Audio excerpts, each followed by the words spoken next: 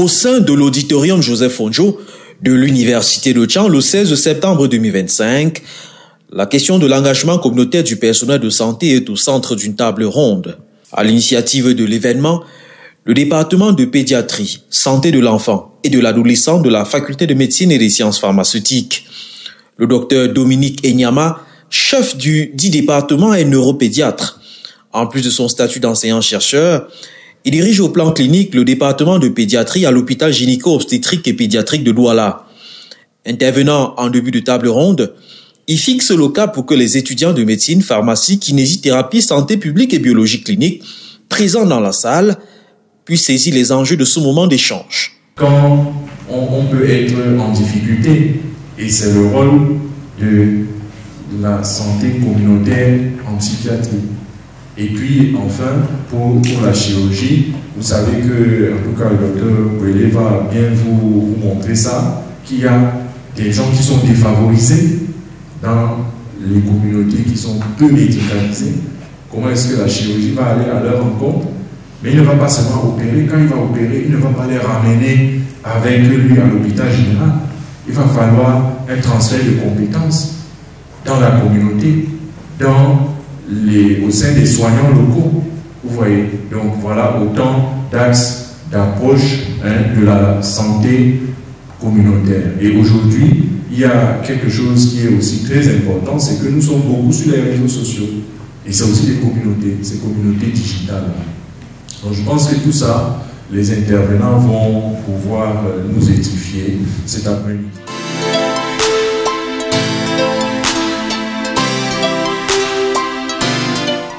Voici le docteur Georges Bouélé, chirurgien viscéral à l'hôpital central de Yaoundé. Il enseigne à la faculté de médecine et des sciences biomédicales de l'université de Yaoundé 1. Mais à cette conférence, il est là pour partager l'expérience d'Ascovim Cameroun. Depuis 2008, cette association de compétences s'est donnée pour but de réduire les souffrances des plus vulnérables dans le pays. Chaque week-end, entre février et mi-décembre, elle va dans une localité reculée du Cameroun. Elle met sur pied un hôpital de circonstance pour soigner des malades gratuitement en médecine interne, chirurgie, santé mentale et autres. Autre volet des activités de cette association, les dons en fournitures scolaires et matériel didactique pour les élèves et enseignants des localités rurales parcourues. Ascovim Cameroun a également un centre de simulation basé en Bankomo dans la périphérie de Yaoundé. Les professionnels de santé peuvent s'y recycler. Les étudiants en médecine y apprennent les gestes de leur futur métier sur des mannequins. En termes d'impact, Ascovim, que dirige le docteur Bouélé, a, en plus de 17 ans d'activité, soulagé les souffrances et redonné goût à la vie à des dizaines de milliers de Camerounais. Pour cet achievement, ce chirurgien a remporté plusieurs prix. Par exemple, il fait partie en 2013 du top 10 des CNN Heroes, une distinction de la chaîne de télévision américaine de renommée mondiale CNN. Un jour, on était par exemple dans la région de Mora. Et dans la région de Mora, nous avons rencontré un monsieur qui était de réputation très méchante. Et il était connu dans toute la ville de Mora comme étant une personne très méchante. Et lorsque ce monsieur est venu à notre campagne de santé, toute la population qui était là a dit « Ce monsieur ne doit pas bénéficier des soins gratuits parce que c'est un monsieur méchant, il est connu méchant depuis une trentaine d'années. » Et le monsieur m'a dit « Tout ce que je veux, c'est aller chez le dentiste. » Et on a découvert que le monsieur était malade des dents, et qu'il ne pouvait pas rire, il ne pouvait pas ouvrir sa bouche. Et du coup, c'est ça qui le rendait malade. Et ce monsieur, quand on l'a opéré, quand on l'a soigné, quand le dentiste l'a pris en charge, il est rentré chez lui tout souriant. Il a pu dompter sa douleur. Et c'est un monsieur qui est devenu gentil. Et on se demandait qu'est-ce qui s'est passé. Vous voyez un petit acte comme ça qui a eu un impact. Et je veux aller plus loin. On a eu des patients qui ont eu des cataractes. On a eu un monsieur qu'on a opéré, un monsieur qui a eu la cataracte très tôt dans sa vie, dans sa jeunesse, et qui avait déjà près de 45 ans. Et ce monsieur de 45 ans, quand on a opéré sa cataracte, il nous a avoué, pour la première fois, je vois le visage de mon épouse. Pour la première fois, je vois le visage de mes enfants. Alors c'est un monsieur qui a eu toute cette vie de famille en ayant une cataracte. Donc il y a des petits actes comme ça qui sont posés. Je vous ai parlé des actes qui sont à la fois en ophtalmologie et en dentisterie pour voir l'impact que ces gestes ont souvent sur la réinsertion sociale de certaines personnes. Alors, nous avons beaucoup adoré l'histoire sur ce monsieur qui n'avait pas eu de rapport sexuel avec son épouse pendant 3 ans. Oui. Donnez-nous quelques détails. Oui, c'est un monsieur qu'on a rencontré à l'Est qui avait 31 ans et son épouse 24 et qu'il a épousé depuis 3 ans. Et puis, il n'avait jamais eu de rapport sexuel avec sa femme, simplement parce qu'elle avait une masse à l'entrée de son vagin. Et cette masse-là empêchait tout rapport sexuel. Nous, ça nous a pris 15 minutes pour opérer la patiente. Mais l'impact de ça en arrière, la réinsertion sociale était magnifique. Aujourd'hui, c'est un couple qui a 6 enfants. Donc, c'est voir parfois, les gens ont des maladies pour lesquelles on peut les prendre en charge, mais souvent, soit n'ont pas les moyens, soit c'est parce que le spécialiste n'est pas proche d'eux, soit aussi par l'ignorance que ces gens-là ne sont pas pris en charge. Pendant 30 minutes, l'orateur dresse les grandes leçons que la pratique de la santé communautaire lui a enseignées. Par exemple, il faut toujours composer avec les désirs des membres de la communauté. C'est elle qui doit définir elle-même ses besoins. Et on a dit, je leur ai dit, ouais, c'est une bonne idée, allons voir le chef. On a vu le chef. De fil à aiguille, on a négocié et on a pu obtenir un financement de 6 puits dans le village. Et on a fait 6 puits dans le village. Quelle allégresse. Tout le monde puisait l'eau au puits. 2 mois après, 6 puits gâtés. Alors je me suis dit que c'est parce qu'ils pompaient brutalement et qu'ils ne réglementaient pas. On a refait tous les puits et les gens ont commencé encore à puiser de l'eau. Mais 3 mois après, tous les puits sont encore gâtés. Alors on a décidé de faire une réunion au village. Blablabla, blablabla, des puits, blablabla, blablabla, des puits. Après un type nous dit, attendez, moi je vais vous dire la vérité. Vous venez ici.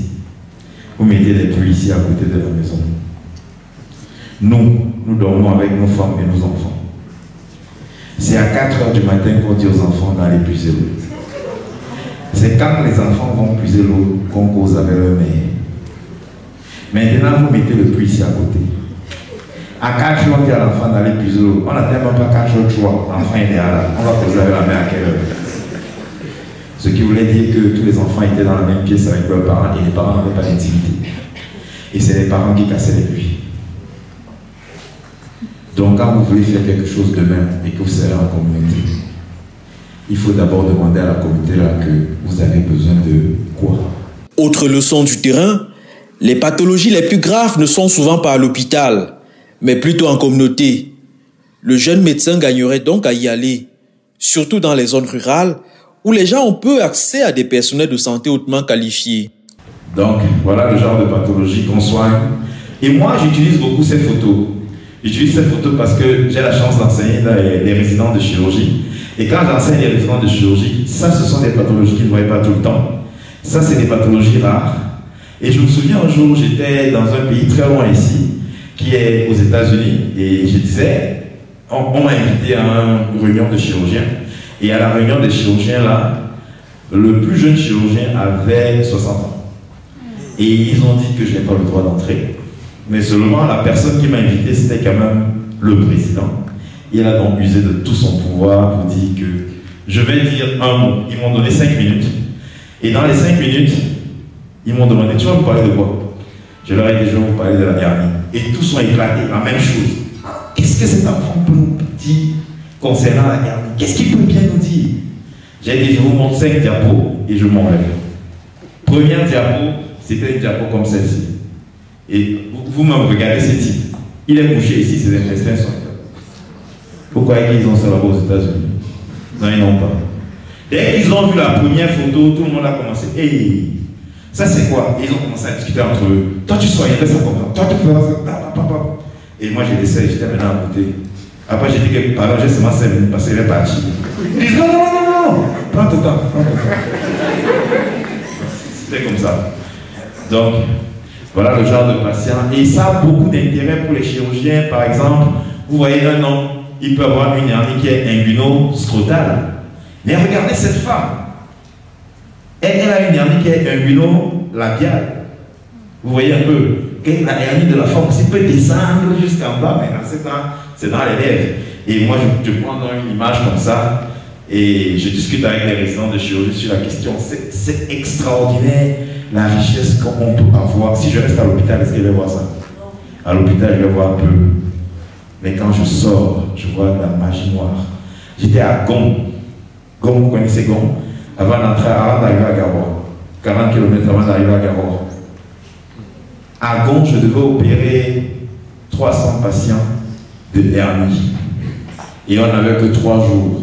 Campagne de santé organisée par le ministre de la Santé lui-même. C'est-à-dire quelqu'un qui a compris qu'il y a un manque important. Sur les 300 patients qui avaient la hernie, 235 patients avaient une hernie qu'on appelle la hernie géante. C'est-à-dire le ventre est plat et tous les intestins sont au niveau du genou. 235, c'est-à-dire des gens qui marchent comme ça, avec des pagnes. La marche est modifiée, l'habillement est modifié, la vie sexuelle n'existe pas. Vous allez voir tout ça. Donc, voilà le genre de patient que nous avons. Voilà le genre de patient là. Vous voyez? Et actuellement, je suis en train de vouloir écrire la classification des hernies géantes dans le monde parce que ça n'a pas été fait. On ne connaît pas ça. Les Blancs n'ont pas ça.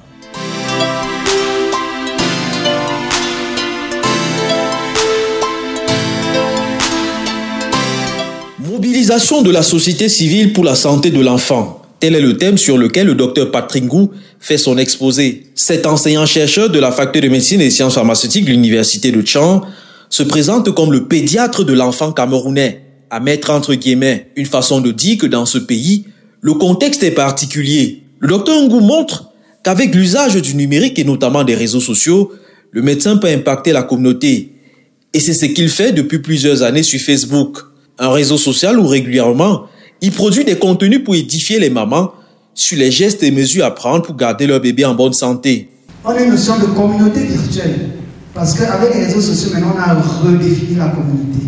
La communauté, ce n'est plus un village. Est-ce qu'il y en a parmi vous qui sont dans un forum de famille? C'est une communauté. Il y en a qui sont dans des forums de tontine. C'est une communauté. Il y en a qui sont dans les forums de mèche brésilienne, de vente en ligne. Vrai ou faux? C'est une communauté. Donc vous voyez qu'on a redéfini la communauté et c'est autant de niches qu'il faut pouvoir exploiter pour faire passer le message. Il y a maintenant la notion de partage justement, la notion de réseau, parce qu'effectivement il y a un réseau qu'il faut créer, qu'il faut faire grandir, il faut entretenir. La création de contenu, c'est exactement comme en médecine. On a observé quelque chose, on crée un sujet de thèse, on y met du contenu et on sort un article scientifique, la notion de contenu. Alors qu'il est encore étudiant de 7e année en médecine, il monte avec ses camarades de classe une association appelée Green Heart Cameroun. Elle intervient dans le domaine de la prévention en santé dans les établissements scolaires par exemple. Une expérience qui lui montre qu'un pédiatre à l'hôpital n'est pas un pédiatre en communauté. Il y a le langage médical et on nous a appris l'observation médicale avec son plan, motif de constatation, histoire de la maladie, mais ça ne s'applique pas dans la communauté. Il n'y a pas d'observation, il y a une façon d'observer. La communauté vous dit comment vous allez faire les choses. Donc, de fil en aiguille, j'ai monté cette association quand j'étais en 7e année, qui s'appelle Green Heart Cameroun. Green pour environnement et Heart pour cœur. Donc, cœur vert. C'était vraiment faire la promotion de la santé et s'occuper de l'environnement. J'ai monté le petit projet, je suis allé déposer à la préfecture, j'ai eu l'autorisation de fonctionnement. Et puis avec des camarades comme vous, on a commencé à marcher, sillonner, voir faire des causeries éducatives, faire des petits projets dans des écoles, aller parler aux élèves, aller parler aux étudiants. Et on a fait notre bout de chemin. Mais au fait, qu'est-ce qui anime celui que l'on surnomme le pédiatre 2.0 pour qu'il consacre autant de temps sur le cyberespace par exemple, à donner des conseils? C'est protéger l'enfant. Étant pédiatre, on sait que le premier pédiatre normalement de l'enfant, c'est la maman. Donc, on ne va pas se focaliser sur les soins de l'enfant, on va aussi soigner la mère. Parce que quand l'enfant est malade, la mère est malade également. Déjà, les réseaux sociaux, c'est la communauté. Donc, on a la communauté virtuelle et on a la communauté réelle. Les activités que nous faisons dans les communautés virtuelles sont les mêmes. Donc, nous faisons des sensibilisations. Nous partons des cas cliniques, nous partons de ce que nous voyons dans les hôpitaux et nous créons des contenus, nous créons des messages qui sont adaptés aux populations cibles.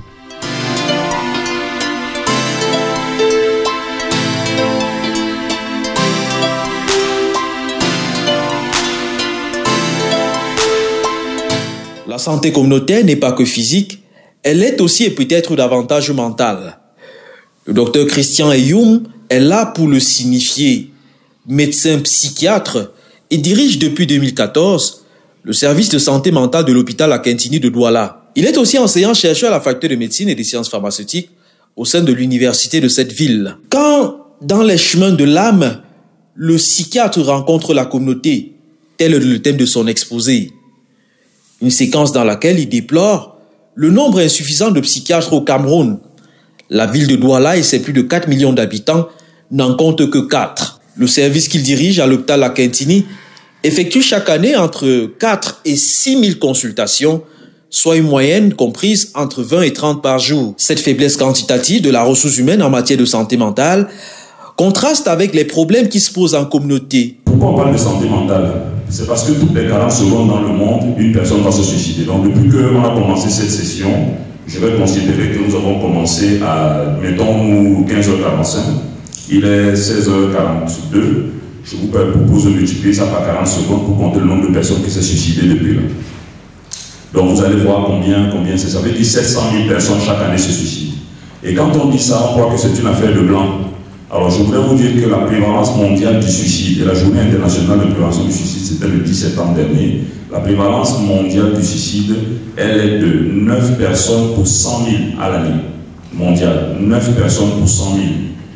La prévalence africaine est de 11,2 personnes pour 100 000. Donc l'Afrique est le continent qui tire la prévalence du suicide vers le haut.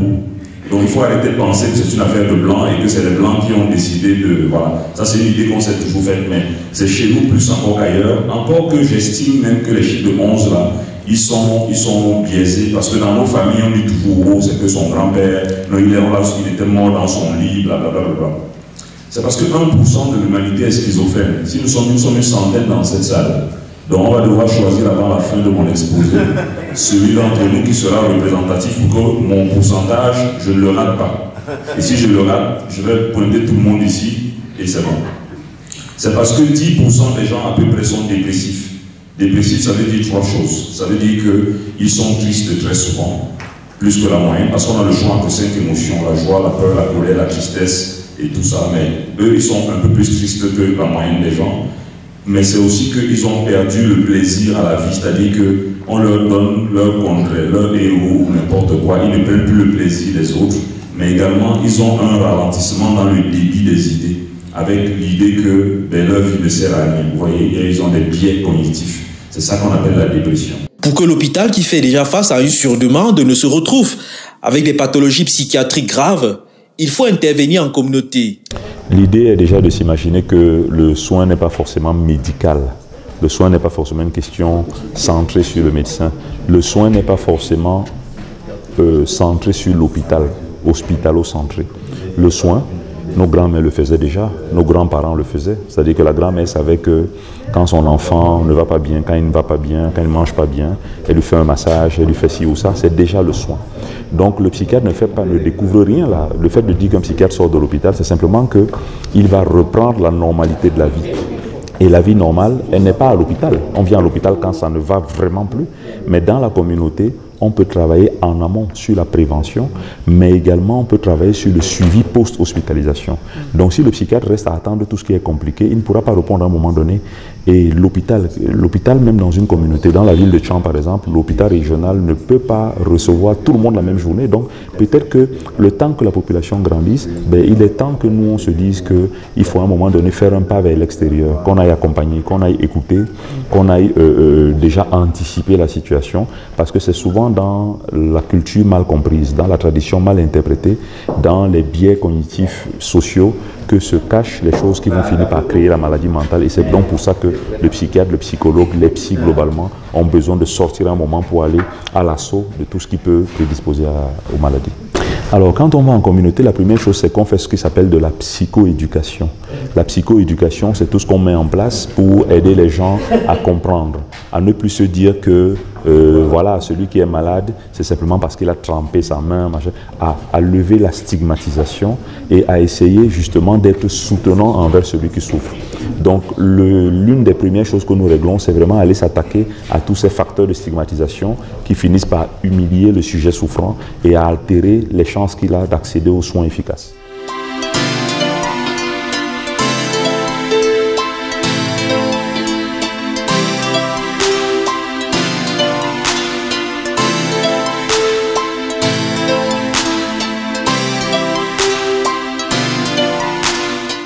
Après avoir écouté avec attention ces médecins spécialistes et enseignants-chercheurs, les étudiants et jeunes spécialistes de la santé ont compris que l'intervention en communauté est plus que salvatrice. Cette table ronde avec les interventions de nos différents maîtres m'a rappelé pourquoi je fais médecine, pourquoi je suis ici en faculté de médecine, qu'est-ce qui m'a motivé à faire médecine. Je dis cela parce que je sors de l'extrême nord, je suis de la région de l'extrême nord et étant là-bas, j'ai vu vraiment ce qui se passe en communauté. Et par cette expérience, j'ai décidé de devenir un médecin. Raison pour laquelle, dès le bas âge, j'ai pensé à devenir un médecin. C'est pourquoi j'ai composé le concours de médecine. Et aujourd'hui, ces différents maîtres m'ont rappelé vraiment qu'est-ce que c'est la communauté. Pourquoi nous devons faire la médecine. Pourquoi nous devons être médecins un jour. Ce que j'ai retenu de cette conférence est que le problème de la santé communautaire est très important dans le domaine de la vie sociale, la vie physique et mentale. Donc, priorisons la santé communautaire pour le bien-être des générations futures. Nous avons bénéficié de l'expertise en fait des chers maîtres d'ailleurs. Et parmi eux, on a eu le docteur Bouélé qui nous a beaucoup enseigné sur la participation communautaire en fait. Sur le fait que déjà dans les métropoles, il y a certaines pathologies dont on n'a pas connaissance ou alors dont on n'a pas conscience et qui existent dans les communautés. Il faut donc aller dans les communautés en fait pour rencontrer ou alors pour constater l'existence de ces pathologies. Je suis kinésithérapeute et en tant que kinésithérapeute, nous, des gens en communauté, nous devons apprendre à nos mamans comment faire les tâches ménagères, par exemple, sans toutefois s'exposer. Vous voyez un peu. Et puis, nous sommes dans la région de l'Ouest où la plupart du temps, les mamans sont au champ également. On doit leur apprendre aussi comment mener les travaux champêtres et également savoir respecter le repos, en fait. Et il faut un temps de repos aussi. Déjà, cette conférence m'a permis de comprendre que la communauté qui ne vient pas toujours à l'hôpital a de grands soucis et que nous devons en tant que personnel soignant aller dans les proximités, aller dans les extrémités pour aider ces personnes-là qui sont en difficulté et qui n'ont peut-être pas les moyens pour venir à l'hôpital. Donc cette conférence nous a permis de savoir que plusieurs personnes ont besoin de nous dans les extrémités et que nous devons essayer et faire notre maximum pour apporter notre aide. Physiotherapy has always been a very interesting field, and I really think physiotherapy should be known more by the world. But it cannot be known if physiotherapists don't integrate themselves in most activities. So that's why I decided to attend this conference, and it was very edifying to me because honestly I'm not interested by pediatrics, stuff like that, but I really learned a lot during this conference, and I'm happy and so grateful for those who came to edify us on what they know about everything. I also learned that speaking to the community and integrating ourselves in the community is very important. To be able to learn and to help them, we have to be like them. We have to put ourselves in their shoes, actually. So, thank you to the various doctors that came here to tell us about what they told us. Le docteur Dominique Nyama, chef d'orchestre de cet événement, se satisfait de ces graines semées dans les esprits de ceux qui, pour la plupart, frappent aux portes des professions de la santé. Alors, le but de cette table ronde sur l'engagement communautaire en santé était, n'est-ce pas, de donner à nos apprenants, à nos étudiants, des rudiments de la place de la communauté dans la santé. Parce qu'aujourd'hui, il est établi que ce soit en matière de prévention, que ce soit en matière de traitement, la communauté joue un rôle central. Alors, au vu des échanges, déjà des interventions des panélistes qui sont des experts dans leur domaine, et au vu des échanges qu'on a eu avec les étudiants, nous pensons que les objectifs ont été atteints.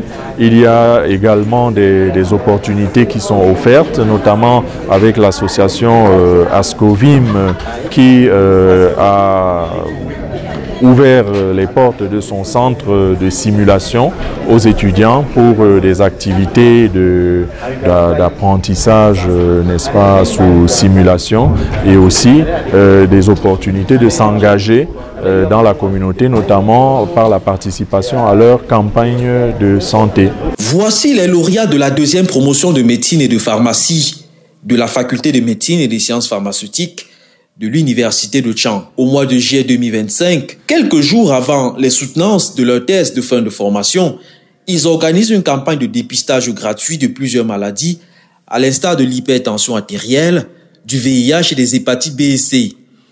Ils en profitent pour conseiller les populations de Tchang sur la résistance aux antibiotiques. Ils ont donc déjà compris. Il reste à leur cadet académique, encore sur les bancs, à mettre en pratique le concept de santé communautaire. Par ce cri de guerre, ils en prennent l'engagement. Merci.